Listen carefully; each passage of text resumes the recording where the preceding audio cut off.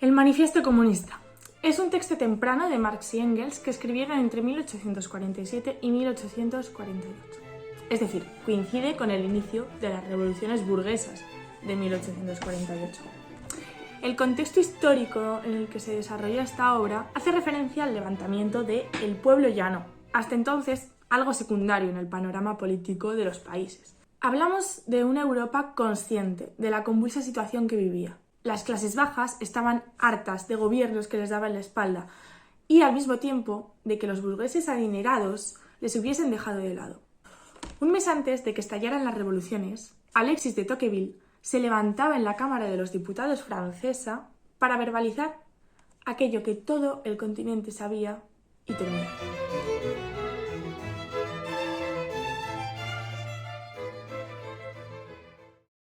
La otra cara de la moneda, es decir, a lo que precisamente temían, era encarnada por Marx y Engels, entre otros. Se trataba de un alzamiento del proletariado, una unión política en contra de lo establecido. El comienzo de su obra advierte de ello. Hablamos entonces de una fuerte dicotomía ideológica en Europa, que efectivamente habrá de dar lugar a las sangrientas revoluciones. La revolución de 1848 tuvo una gran extensión, no solo a nivel territorial, sino también social. A nivel territorial, se ve incluso en Rusia, ¿no? Un país vinculado a un régimen prácticamente feudal. Sicilia, Nápoles y otros territorios italianos piden su independencia. La Asamblea de Frankfurt, que no solo trató la cuestión de la unificación alemana, sino que además reunió a todo tipo de representantes de todos los estratos sociales, fue un paso totalmente moderno y contemporáneo.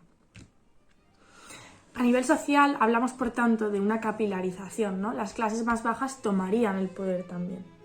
Hablamos de una revolución ya no burguesa, como las del 20 y el 30. En estas, la burguesía había contado con el apoyo del pueblo llano, pero los intereses habían sido siempre burgueses. En este cuadro, Delacroix representaba cómo todas las clases unidas en lucha nacionalista protagonizaban la revolución del 30. La diosa de la libertad, la Marianne, avanza y guía tanto a niños proletarios con la pistola como a burgueses, todos unidos por la patria, por su París. Atrás podemos ver las dos torres de Notre Dame. Esta escena nos sirve para comprender que Francia era la madre de las revoluciones. También así lo fue en el 48.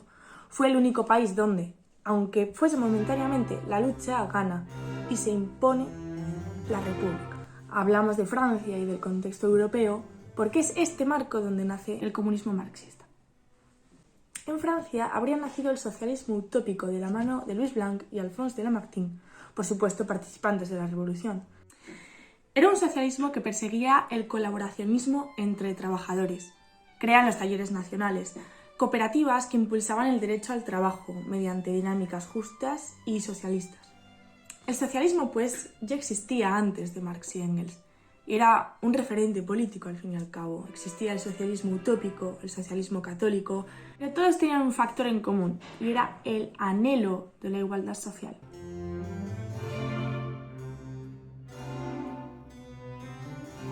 Marx, como intelectual y autodidacta, bebe de muchas fuentes para formarse. Entre las principales están el socialismo utópico, el idealismo alemán y la economía clásica. Por un lado, el socialismo utópico. Otros franceses socialistas inspirarían a Marx, como Fourier, padre del cooperativismo, o François Babet, y su teoría política, el babouismo. También se desarrolló el socialismo utópico en Gran Bretaña. Robert Owen, entre otros ingleses, fue una gran fuente política para el alemán. En el ámbito de la filosofía, Marx es un gran estudioso de Hegel, especialmente en sus años jóvenes. La teoría de la idea y la concepción fijista del género humano y del mundo influyen en su pensamiento. Su gran discípulo, Feuerbach, es también una importante referencia para Marx. En lo que respecta a sus conocimientos económicos, leería especialmente a británicos, desde Adam Smith, el padre del liberalismo económico, hasta Thomas Malthus, conocido por la teoría de la trampa malthusiana.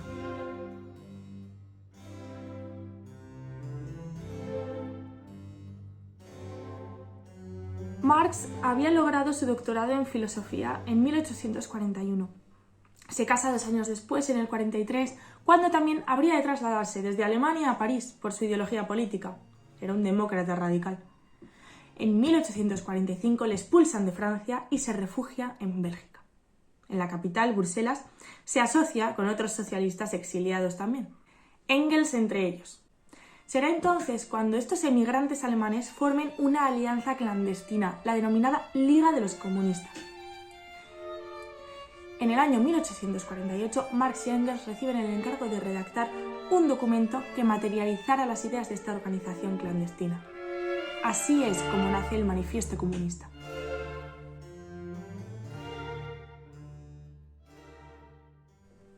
Había de ser, por tanto, una obra atrayente, clara y concisa. Como documento doctrinal precisaba de solidez conceptual y una base filosófica que le dotasen del peso requerido. Y así fue. Fue publicado como un folleto de 23 páginas en Londres.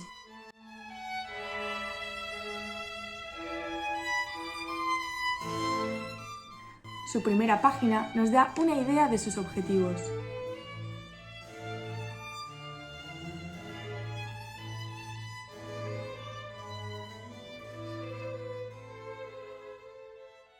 Claramente está exponiendo que esa doctrina de bases líquidas, ese rumor que amenaza Europa, va a dejar de serlo. Va a pasar de ser algo intangible y disperso a un movimiento politizado y sólido. El manifiesto, por tanto, exponía al mundo los principios teóricos del comunismo, y en él encontramos efectivamente las bases de esta ideología política.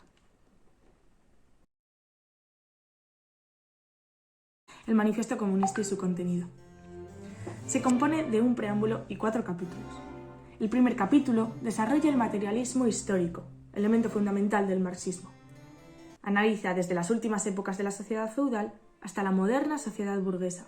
Después de este análisis se adentra en la actualidad suya para realizar un escrutinio de la realidad socioeconómica.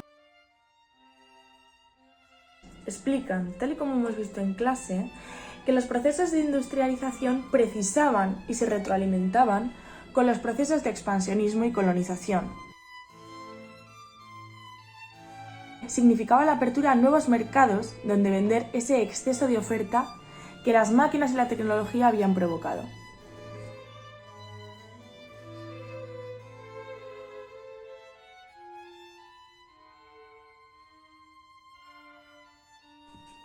En el segundo capítulo describen la teoría del comunismo, que acaban por resumir en la siguiente definición. No se refieren a toda la propiedad, sino solo a la burguesa, pues es esta la que alimenta la explotación capitalista. En este capítulo los autores se dedican a responder a los reproches de la burguesía contra el comunismo, ¿no? A las críticas en torno a la abolición de la propiedad responden que los trabajadores no podrían volverse más vagos, porque ya en el capitalismo no ganan nada. A la supuesta abolición de la patria, ellos responden que los trabajadores no tienen patria. Poco a poco van generando una serie de contraargumentos a diferentes acusaciones contra el comunismo. Es importante la aportación que hacen sobre las ideas. Desmienten la existencia de verdades eternas y concluyen que las ideas imperantes en una época han sido siempre las ideas propias de la clase imperante. Es decir, expone la teoría de la superestructura ideológica. Al final del capítulo señalan que, una vez alcanzado el poder, la tarea del proletariado será centralizar los medios de producción en manos del Estado. Para guiar tal gobierno hipotético, elaboran una lista de 10 propuestas sobre expropiaciones, políticas fiscales, medidas jurídicas y una gran reorganización de la economía y de la educación. En el tercer capítulo, de entre todas las tendencias capitalistas, los autores rescatan 3 grupos. Hablan del socialismo reaccionario,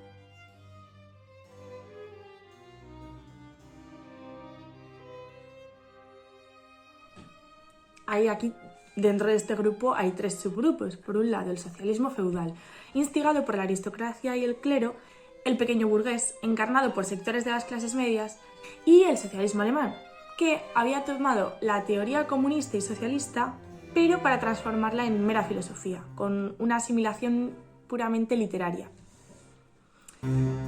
En segundo lugar, como segundo grupo, nos hablan del socialismo conservador o burgués, aquel que proviene de las clases acomodadas de la burguesía y se alimenta de la sensibilización y la compasión de estas clases hacia la clase obrera.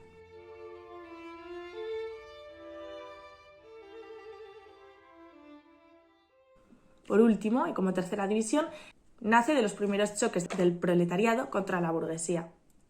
Entre sus impulsores encontramos al propio Owen, a Fourier, a Saint-Simon.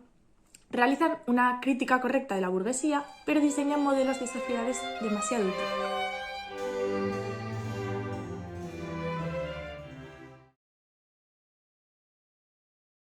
En el capítulo 4 guían a todos los comunistas de todos los países de Europa según su situación política.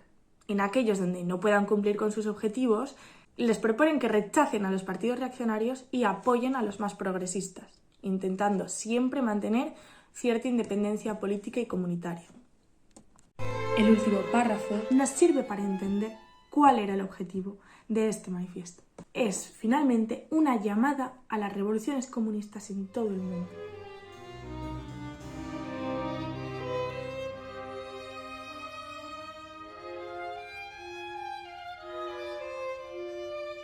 Es preciso decir que tanto Marx como Engels posteriormente opinaron que el manifiesto había quedado obsoleto en algunos aspectos, sobre todo económicos.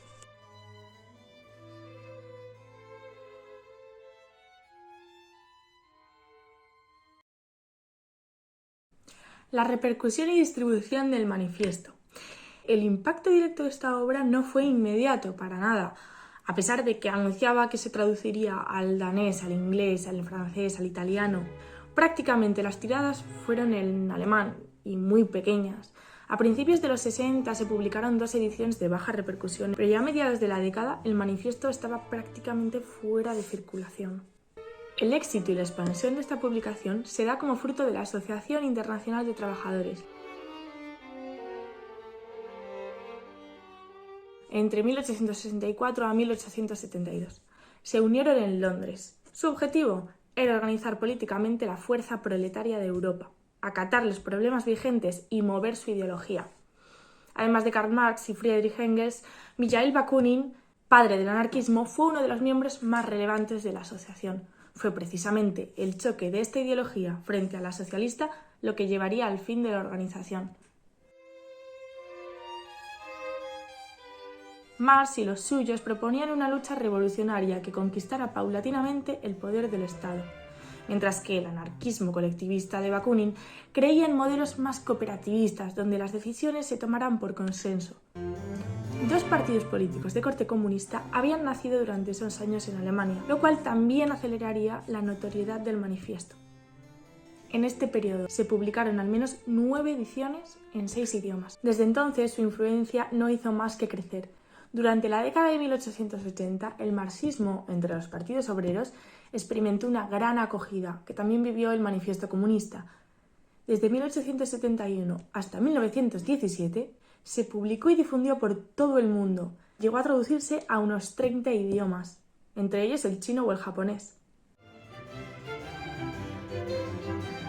Es innegable que el gran fruto del manifiesto comunista, su mayor victoria y, por tanto, triunfo del comunismo, se da en la Revolución Rusa.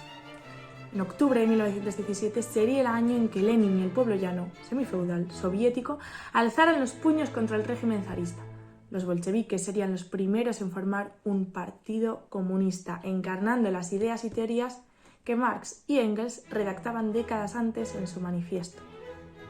Suponía la victoria del movimiento, pero también un referente absolutamente alentador para el resto de la clase obrera europea. Si bien en la Segunda Internacional los principios teóricos habían sido puestos en tela de juicio, la Tercera Internacional se había escindido para siempre del socialismo, proponiéndose la supresión del sistema capitalista, el establecimiento de la dictadura del proletariado y la República Internacional de los Soviets.